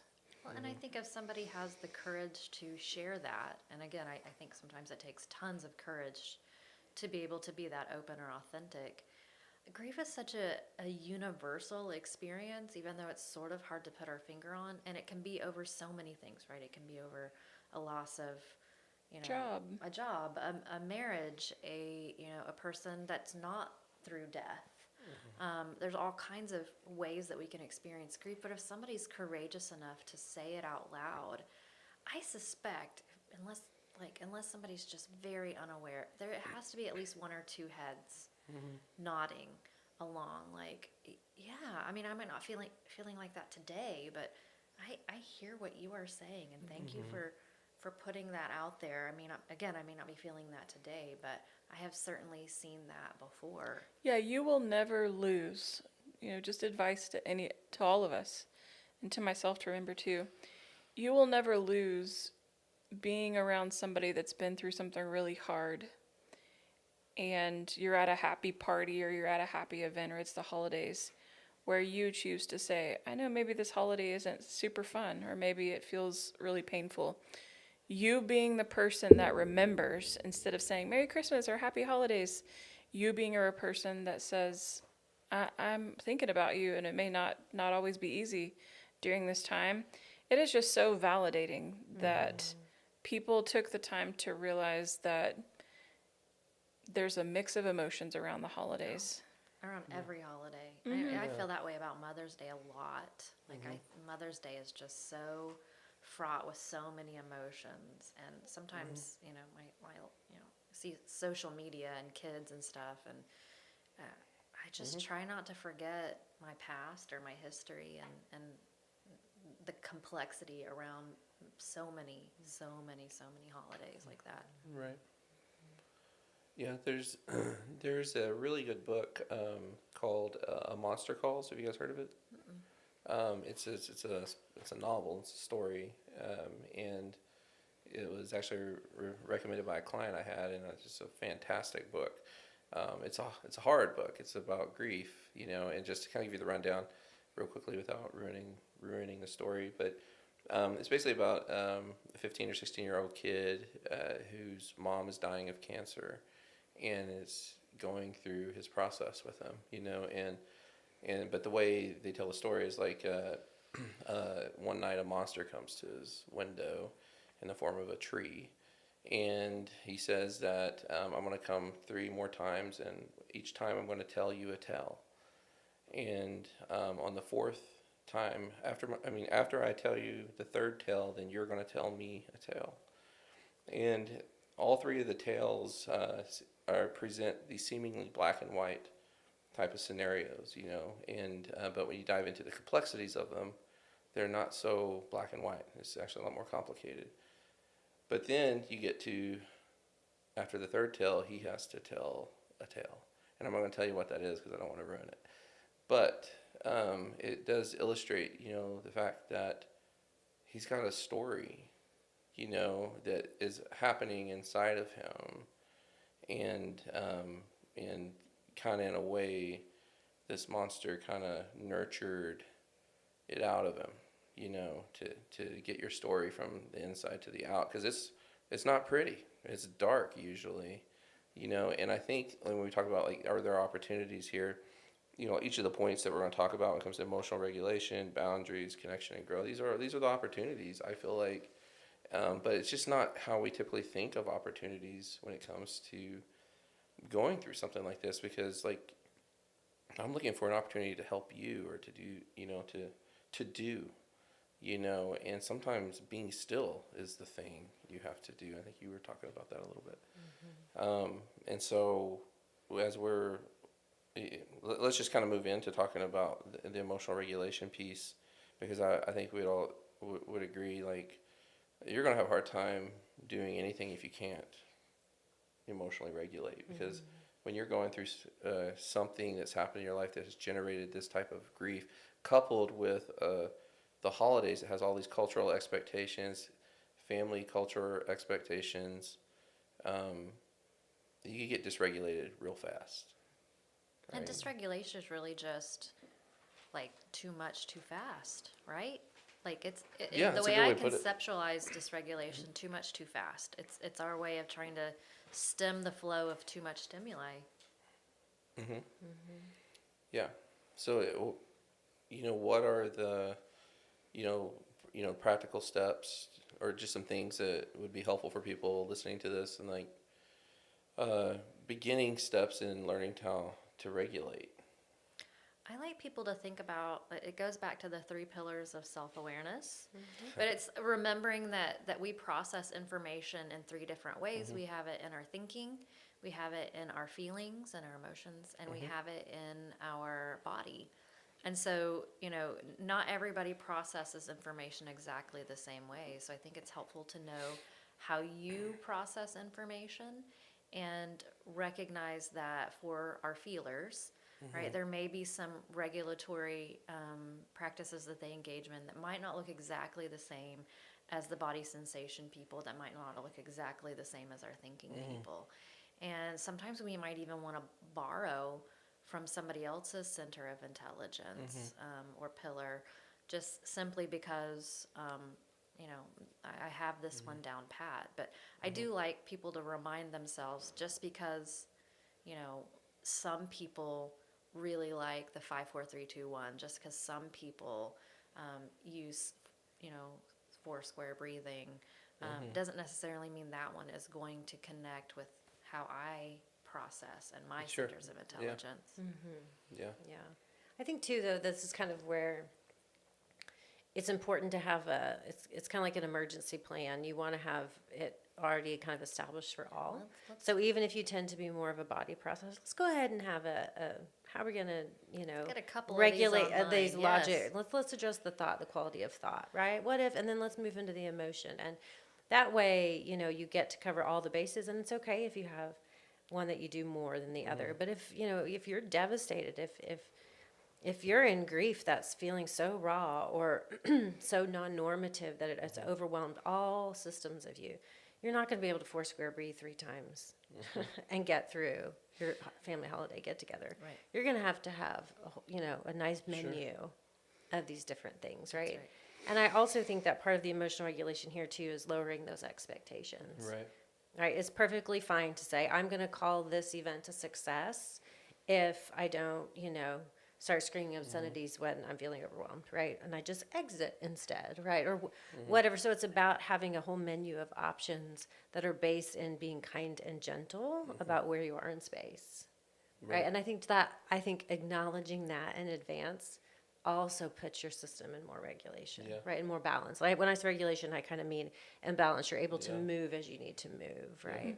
I do on that thought too, because I want to, since Whitney has talked about this before with us, and on the 3, you call them pillars of self-awareness. Do you think it's in a crisis situation, like when that dysregulation happens, too much? How'd you say it? Too much, too fast. Too much, too fast, right? Do you think it's probably important to focus on the body first? I'm a body processor, so I'm a bad person to ask. Oh, Right? So, I think it would be good to ask somebody who's a more emotions-focused person. What are your thoughts, Shan? And your question is, Josh, dysregulation. When Yeah, it comes, is it better to focus on body regulation techniques first, or would it be better to hit your Enneagram calls them centers of intelligence? Can I tell you the logic behind the question? Yeah. Because I was thinking like, oh, I bet you I know what Carrie's gonna say about this, because Carrie always brings us back to like sleep, diet. Actually, and I remember when I was going through something difficult in my life, I went to the doctor, and he's like, you got a lot of things wrong, or you got one thing wrong, and it was sleep. Like I was killing myself. I have sleep apnea, and so like and I thought I had Parkinson's, because my hands would just shake, and I had self-diagnosed myself with a lot of dark and terrible things, but we also know like when people go through crisis, even emotional crises, like they're afraid to go to sleep at night.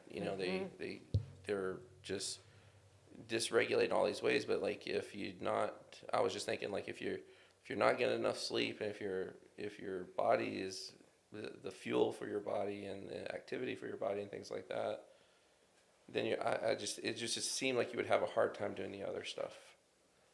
But that was the motivation behind the question. Yeah, I guess, where Whitney may be all body, to me, the body is so important, but on a spectrum.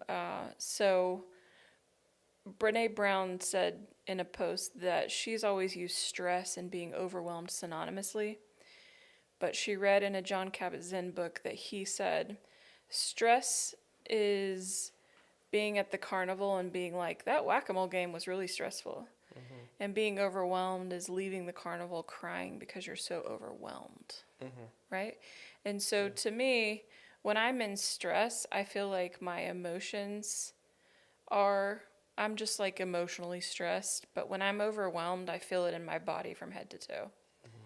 Heart rate, breathing, sleep, all the things.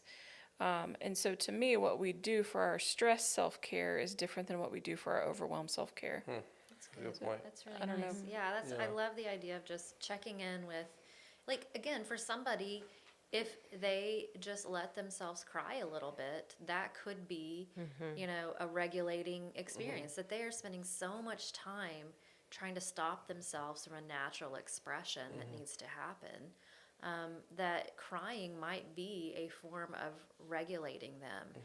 It would never be probably what I would choose to do on purpose. I'd probably be more the type that would want to, ground through sensory, et cetera, et cetera. But I like the idea of like recognizing what is the system that needs the expression. Yeah, I think being overwhelmed, what you can do in your body to get out of overwhelmed, what you need to do, between breathing and, sleep and all the things. Or It just call re- your friend and Yeah, it tell just, them, can I just? yeah, so I think, you need to aim the solution to where we're at in the Right. continuum Make sure. of, are we just having a stressful day or are we in the overwhelmed? Right. And so when we think about self-care, I think of self-care plans, or sometimes we call them personal safety plans in trauma-informed care environments, where the personal safety plan is something that I've, in a non-reactionary time, told Whitney Right. that, hey, when you see me doing this and this and this, remind me that the ways that I feel better are to do this. Go for a walk, go listen to some music, disengage from my phone, those kinds of things. And so, but those things don't necessarily work when I am overwhelmed. Yeah. Just grabbing a Coke or going for a walk when I'm overwhelmed, it's just not the right intervention for the level of emotion. Right. Kind of like to your point, Carrie, of like, let's have a menu. And, sometimes I try to get people to think about the menu based on a 0 to 10, so Scale. like, hey, Sure. if your stress level is this to this, these are the coping skills we like. If it's medium, these are the coping skills. If it's high, this is probably the only ones that are going to work for you. But all of them take a level of self-awareness that ideally we're developing over time. But if we're not developing them over time, then we're just trying them, right? We're writing down the whole menu and saying, well, not that one. I took a walk. I still feel like caca. Oh, I called my best friend. That didn't seem to help.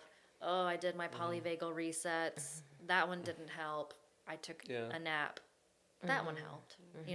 Sure. I'm choosing from the menu.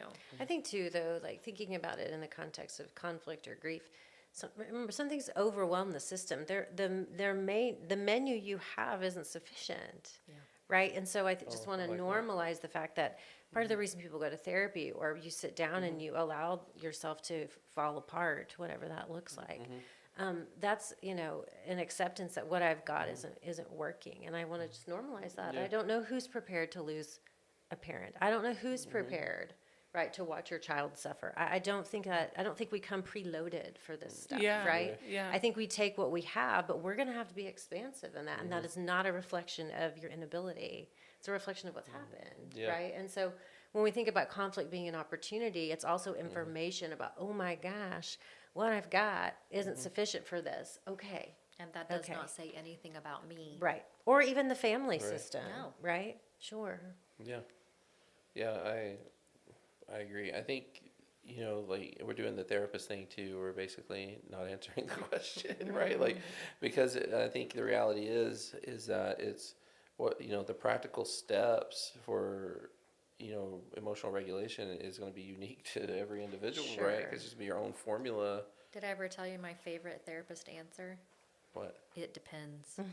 Right? Yeah. That's all we ever say. It is. We're so annoying, and I Yeah. know So that. annoying. That's why I do like simple things, and what Yeah. Josh referenced, I know what Carrie will say, because I do think part of our job, and I try to do this to myself and to the people that I'm responsible, you know, to, and then for clients of like, okay, I know you don't know where to go. Sometimes let me just steer you over here, because even Right. I always say it this way: just get in the water, and the water will take you where it needs to go. Right, So right. I'll gently guide you here. Yeah. What you know? What you haven't been doing very good sleep, but the more you worry about sleep, the less you sleep. So we're gonna take sleep off the menu for today, and instead you're gonna go to take a walk at desk, right? Right.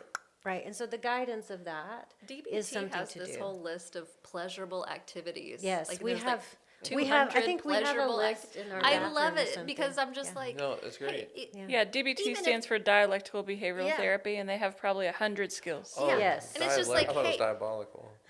Dialectical. Oh, got it. So it's all like, these years. hey, I'm gonna give you this Haha. list of 200 things. Yeah. Yeah. Not all 200 are gonna land with you. That's right. Not the same 15 are gonna land with you on the same Right. day based on the Right. same distress that you're experiencing. It's just for funsies. Take a look. That's See right. it. Keep trying it.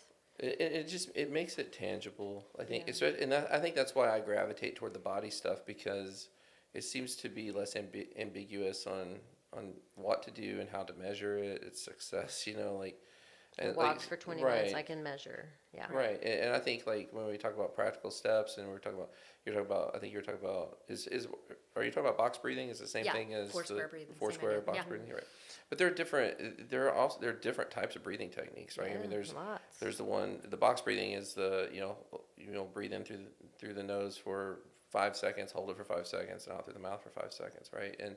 But then there's like one that's like breathe in through the nose for 5 seconds, hold for 5 seconds, and let out for 6 or 7 seconds. And it does something completely different to your system with the different types of breathing techniques. But that is such a simple tool to put in your toolbox, you know, because you can do that driving down the road. All the time. You know, you can. So breathing techniques, I think, are crucial to regulation. Breathing's crucial to living. So, but Do you- having your own flavor though that works for you, and kind of getting past the awkwardness of it too, to let yourself just do it, is something you just pull out at any given time. So that'd be just one example. Yeah, I have back to the knot of complex trauma that I typically see. Breathing doesn't work for everyone. So just because we're suggesting this as a great place to start Right.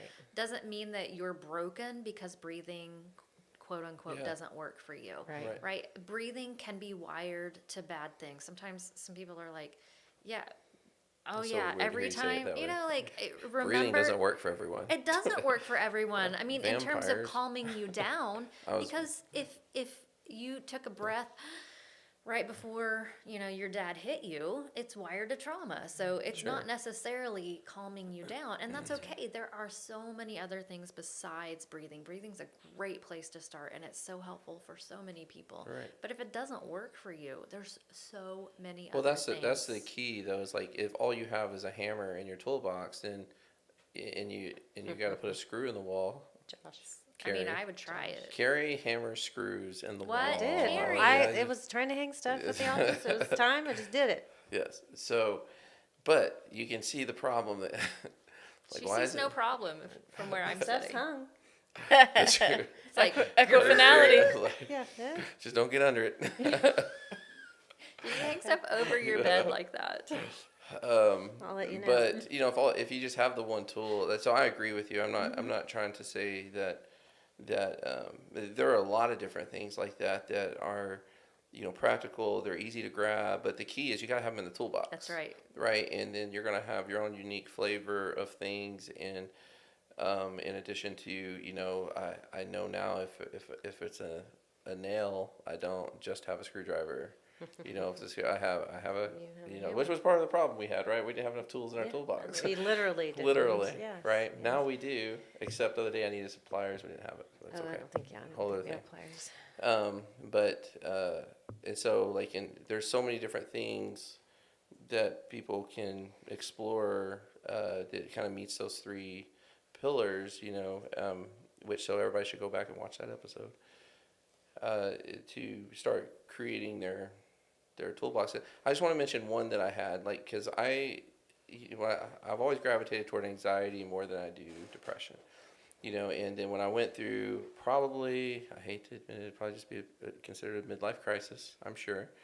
I started having panic attacks for the first time in my life. I have a whole new appreciation for people that battle anxiety because I was like, whoa, this is real. Like, I always believed it was real, but I was like, when you experience it, it's something else, Yeah, you right? think you're gonna die. Yeah, it's wild. And, you know, it seems cliche, but, you know, there was someone that worked here actually. I was up here having a panic attack, and she was a nurse, and she said, just lay down on your couch, and, you know, and I was so embarrassed and everything, and I was making it worse. And she's like, do you have a bag you can breathe in? I was like, really? That's a real thing? You know? And so I was like, I was blown away on how this thing worked. Like, and I used to be able to explain the science behind, you know, breathing in your own carbon dioxide, what that does. I do know you are getting too much oxygen when you're having a panic attack. But so as part of my toolbox, I literally carried around a plastic bag everywhere I went because what I wasn't going to do is not go places because I was afraid I was going to have a panic. I had a tool now. I had something that allowed me to get out and live my life, and I didn't have to be afraid of it. And guess what? Didn't have to use it very much because part of panic attacks, right, is the fear of having another one. So it made me less afraid, so I had less panic attacks. So it's just just an example from my own life where it's an actual literal thing, Which an is- actual tool, It's basically. nice to practice some Yeah. of these things ahead of time. Like if I know that I'm gonna go to this thing that's gonna be, you know, potentially hold some of these experiences, it's nice to have, you know, a menu you've sampled most of the dishes on. I was going to say something similar just as a tip for the holidays is that people could kind of make a safety plan in advance of going to the holiday event. You know, probably you know how it's going to go. You could develop some phrases you might need to tell people if you need to take a break. You could develop some phrases to tell people if you need to go for a drive and come back. If somebody brings up a topic that's hard, you know, just really trying to predict the scenarios that you might be faced with if you're having a really hard time being in social situations, so that it's sometimes what's most overwhelming is something was unpredictable. Yes. And it hits you and you're like, I didn't expect you weren't gonna say that this holiday event, you know? In the same way for some different political events, you know, that have happened that we might just, if we're easily triggered, think in advance of what you can do and say at the event to maintain your regulation. And if you're triggered, then what can you do to take a break to bring yourself back down? Yeah, that's that mental rehearsal piece. Yeah. Right, we're playing the tape out. Yeah. Yeah. Yeah, good. these So the are road- boundaries, right? Yeah, we got to talk about boundaries. Yeah. Well, that's what yeah. this. I mean, And these so- and these aren't boundaries necessarily that you need to announce to other people. That's right. I mean, you can, You can. but You just hold up a sign that says boundary. right. Now you need a shirt. Triggered. Yeah, that's right. Yeah, Just make exactly. your shirt. To have your We okay will not topics. be talking. Just have Yes. like whatever, and then like a slash. That's through it. right. And then you have to say it. You can just Right. reference. Right? In my family, that would just be invitation to Oh, I start know. cooking that beer. yeah. Then you can just make a drinking Really? game out of it. And Does that surprise you, Josh? Yes, a little bit. she comes by it honestly. She Very does. honestly. Very lived experience. But these are boundaries. A lot of times they're boundaries that you're going to hold, right? And I've noticed for a lot of people, like, just giving themselves permission to say, if this happens, this is what I'm going to do. Like you knowing you have the bag or whatever you know, knowing that it exists takes out some of the, you know, the scary part. But I think with boundaries that we can do our best to anticipate and rehearse, and then we have to have a uh-oh in there. Yeah. Yeah. 'Cause Contingency, sometimes right? right, because there are people it's unexpected, or even, and it's sometimes not even another person. Like, I don't know about you guys with grief, but grief is sneaky, right? And grief is not always something that you can tie to of something someone said, right? It can be Right. another sensory thing, right? Or it could be a feeling in your body, and it hijacks the system, right? And so Right. even just having a whatever contingency, oh shit, kind of, okay, if that happens, then that also is helpful, right? And I think Yeah. I think it's more true, anyways. Right. I think a boundary buddy, also, when I think about, a boundary buddy, so let's say if we're all at a social gathering, there's a lot of people. Beforehand, I would say to Whitney, I'm not sure how today's going to go. I may be trying to kind of, implement some boundaries to protect my emotional well-being. Could I count on you to kind of support me in the larger group? So that looks like when I say, hey guys, I'm going to head out early, and everybody's like, oh, what? Loser, all this stuff, the things that make you feel bad Yeah. for leaving the family Shepherd's gathering pie. earlier. Then I could count on Whitney to be like, hey guys, she Right. needs to go take care of some things. Just let, Sure. So Sure. you kind of have a support system that you pre-arrange to support you in your boundary setting. Sure. This is reminding me of when my sisters and I back in the day used to go to the club, right? And so when we would all be dancing together, we had a signal to come rescue, right? So if Oh, somebody yeah. was Yeah. dancing too close to us or we were not enjoying Crossing your boundaries. the attention, so the signal was this. Oh, Like that's you good. kind of just like fluff the back of your hair. Rescue. Great boundary buddies in the Yeah. sister system. Yeah. No, that's there. great. Yeah, that's, and I think, I mean, we do those things in our everyday life in a lot of ways. It's just there's something about holidays that just like because you're gonna counter the cultural expectation, but I think most people are I mean most people that you would ask to do that are probably going to be compassionate towards you, and if they're not, then there's information there that That's you right. probably don't need to ask them, and if you don't have those people in your life, there's more information there for you to It's time for a Friendsgiving. right. Yeah. The Friendsgiving, yeah. Yeah, yeah, but I think even you saying that, it's also an opportunity for all of us, if you recognize that somebody else is setting a boundary, to respect it. Yes. Absolutely. Right? It's such an invitation. Stop making so it that hard on people. right, Yeah, the releasing absolutely. of the judgment Yeah. and respecting each other's boundaries, and you don't need to Yeah. know. It doesn't matter, right? Yeah. Just Read the well, we'll room. see you next time. It was lovely to see you. Yeah. Oh, I don't know where that person went. I guess Yeah. that they were ready to leave, and then that's it. There's no gossiping or whatever. Like it's okay. Everyone needs to be given that same space. Yeah, I think the same thing with, I mean, it may sound cheesy, but just, alcohol in the holidays or something, people in grief may need to set some boundaries, with that. And a boundary buddy for those kind of instances with alcohol might really, be important. But Yeah. I've been in a lot of situations where somebody's like, I'm not going to drink today. And they're like, what? Not Yeah. drinking on Thanksgiving? Who are you? Right? Yes. And yes. those just kinds of subtle guilting people. Yes. You just don't know what people are going through. Right, And right. so Yeah, be a it grown-up. means Right. nothing to you if right, somebody's right. Yeah. What do It's you like care? the stuffing. More Offer for them you. tea and sparkling water and yeah, move on, yeah. right? That peer pressure. In times of unhealthy grief, peer pressure really forced me to avoid what I know I needed, so that I could be popular and be liked, and and not feel like you lose something that was Yeah, important to you. You yeah. already have so much loss. Yeah, so you just push through these social situations where the outside of your body is pretending to be in a place where the inside of your body is dying. Yeah, and so the boundary, the pre-work and the pre-planning of setting a boundary helps you walk through that. People may guilt you, but standing up for yourself and your boundaries is going to be really important, and you're worth doing that. When you go to sleep at night, you're going to go to bed a lot differently than if right. you said no than if you said yes. Yeah. I want to say real quickly, because we brought up a couple really good practical things like the rehearsing, before Yeah. you go, pre-planning, playing out the situation, so that you have that. And then I love the boundary buddy piece, which I think is particularly important for single people.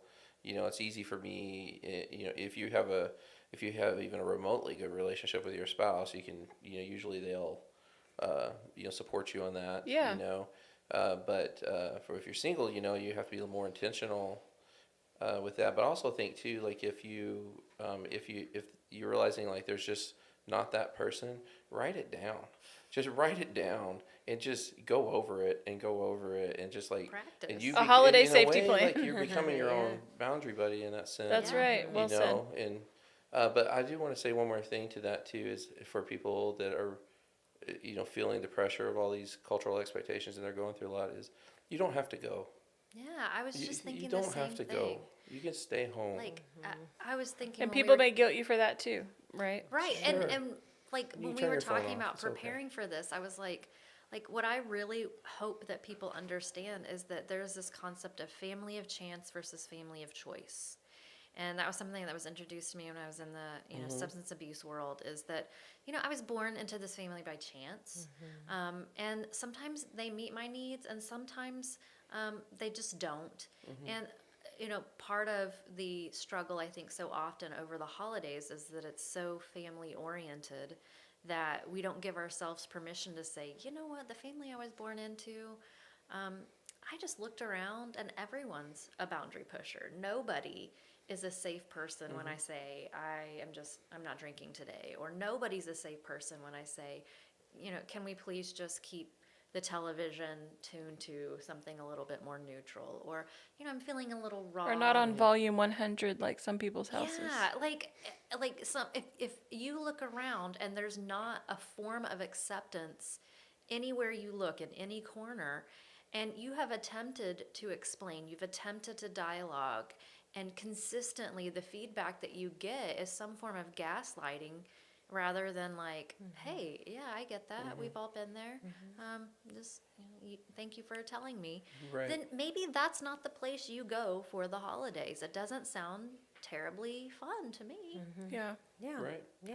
Yeah, I mean, how many times have we? I'm sure you guys have had this happen. I've had it many times where I've said those words to clients, like you don't have to go. Yeah. It's okay. You don't have to go this time. And of course it's a lot easier said than done. Oh, for sure. Because kind of what you said, whether it's judgment or Whether it's internal or shamed. external, right? Like I'm judging myself, or Right. they're good to my kids, but they're not nice to me, and I'm like, Yeah. I mean, someday your kid's gonna see through Right. that too. Right. There's so many reasons that people give themselves to try to stick it out. Yeah.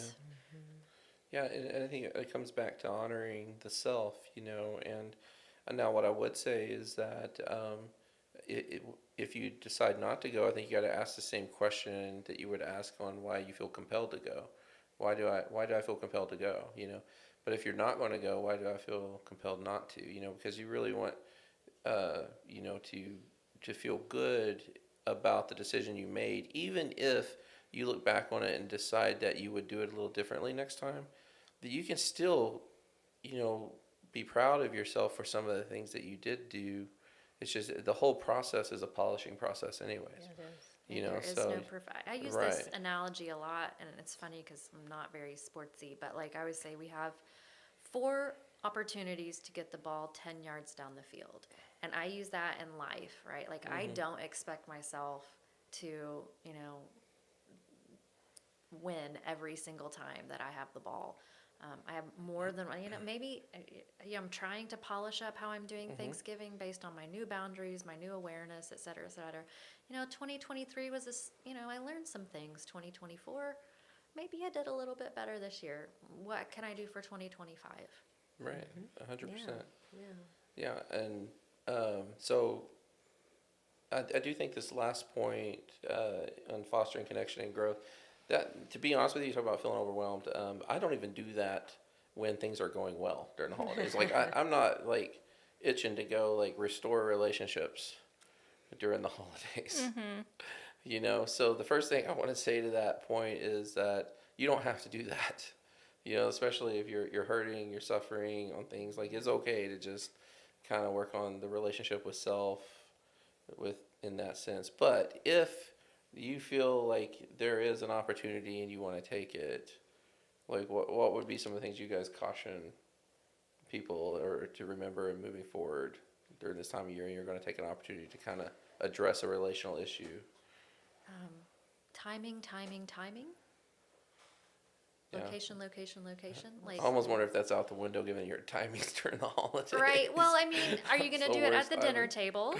Right. Yeah. If you have a Right. quiet, Yeah. corner, Yeah. some people spend more than just one day. Yeah. Maybe it's going to happen there. Maybe Right. how it happens, right? Does it need to happen right now? Does it That's a happen good point. in like email? Does it happen over text? Does it start like does it have to be one big huge Right. rupture repair Element. conversation or do we just start? Right. If you're getting ready to eat your meal and they say, let's have a prayer, and then in that moment this would be a good opportunity to address my issues with religion with my parents. Right. It's like, that'd Yeah. probably be considered a bit impulsive. Well, I mean, Could but yeah. Yes. but it doesn't mean it shouldn't happen. I'm just Right. saying that kind of to your point of timing and why do you feel compelled to do it? I would say almost with anything. We actually just had a guy come do like water testing at our house, and they're going to sell you something, and I know what's coming, which is like some kind of discount for doing it now. And I told him, by the way, I believe everything that was presented to me. I think our water sucks, basically, and it can be cleaner, But what I told him is I have just a rule of thumb. I never make a decision on stuff like this on the day of. Like, it's just a rule for me. Yeah. And so we're going to miss out on this. If they can give me the discount today, they can give it to me whenever I make the decision to. We're not That's playing how I that feel game. about it, because Yeah. it just holds me, because that came about because I have done it the other way, and it usually ends with regret, and I usually get shamed by the people who are like, "What did you do?" Or my wife, "You're calling them back, and you're returning those magazine subscriptions. You just they sounded so good in the moment. I think I needed People magazine at that It's time. not a bad magazine as Yeah. far It's as great. magazines go. Yeah. Well, there were Yes, 3 of them. I can't remember what the other 2 were. Maybe not. That's a bundle. Yeah. Yeah, those are like to consider the timing of it because like I tell people like it's like real estate is location like Yeah. but relationships is timing, right? Like and again it comes back to something Carrie said earlier. I don't remember if it was this week or last week, but we were talking about just the idea of like thinking about like taking some of the pressure of it off. Like, does it have to happen all like this, or can I lower some of my expectations for what a successful repair looks like today, or this, it doesn't have to all Yeah. look like one specific thing anymore. I think the sweetness in a sense that can exist in the holidays is, there is this, and it's a cultural expectation, but it's available. The idea of connection and connections over time and specialness and even the, how fast things go. I think that all makes it available to you to want to say, maybe I do want to get in that spirit and maybe, bring up some things and try and heal and repair. So I think that can be true, right? But I think you have to be realistic about it sure. too, right? And that's where location is key. And I'd say the other thing is like, I think sometimes what we think of as repair may shift the healthier we get and the more we live on this planet, right? Like I've seen so many people change how they consider what a repaired or working relationship looks like with somebody in the family based on the relationship that person has with their child, right? Of like, okay, like there's part of me that's really hurting because I didn't get some of those things, but also, that may be the closest that I can get, and some of it doesn't feel exactly like the repair that I was looking for, but there's something about it that's a bit restorative for me. Yeah. Yeah, sure. I think also just planning, everybody, when they want to try and restore a relationship, especially with the goodness of the holidays, you just sometimes maybe convince yourself it'll work out and that it is good timing. And so if at all, you can consult with somebody and run your plan by somebody, but also to prepare to prepare in case you don't get the restoration that you hoped for. Right. I always tell people that it's an invitation and people Yeah. can accept or decline. And so if you're Yeah. going to issue it, you need to be able to live with whatever their response is. Yeah. Yeah. I also think some people have been issuing the same invitation for so many years, right? Like Sure. it's just it is my heart is just with people during this time, and Yeah. I'm sure you guys are also hearing loads and loads of it right now as we near Sure. this part. Yeah.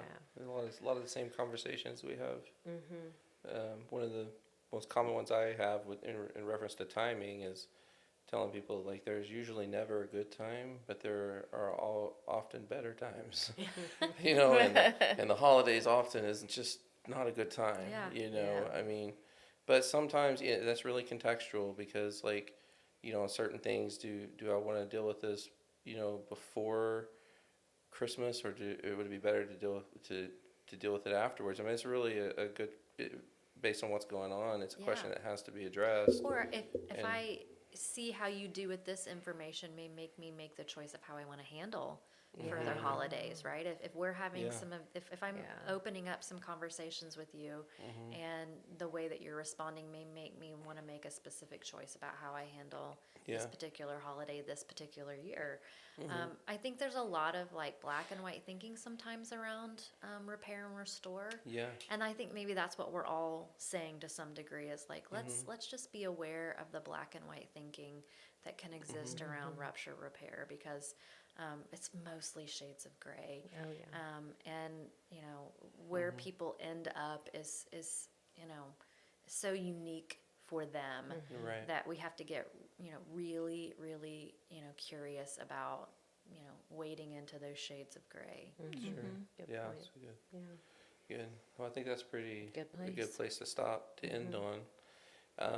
We thank you guys for having this Yeah, conversation. thank It's a good you. discussion. It is. We know for people that are tuning in, listening to this, just like we know that people are hurting, you know, and I think kind of the gist of it all is that you have to be willing to honor yourself, you know, and it's okay. I think you said that, Shannon. Like it's okay to do that. Like Yeah. it's okay to care for yourself for once, you know, where you can just make it about you for a little bit, and usually like when you get really good at that, people benefit from that. You know, the people that you love.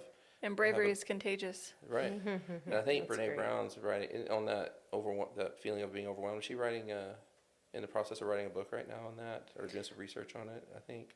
She referenced some things that she talked about in her newest book, Atlas of the Heart. So I do recommend checking that one out. Okay. So as we enter into the holidays, we hope you guys will, you know, be considering self and setting boundaries and having some tools in your toolbox to get ready for it, and you just got to let that be okay this year. So, but we should do this again. Are you guys in Yeah. agreement? Hope everybody Yeah. has a good holiday. Yeah, me I too. hope so. If you're ever hankering for turkey and gravy, Would I could love even some. add stuffing. Oh, I have that would be so like many frozen such turkeys. a gesture of shepherd's love. pie? Like, I would don't you- know how to make shepherd's pie, but if you you could bring do it, it. I will try it. Thanks, you Alright, guys. so thank you guys. Thanks for being here.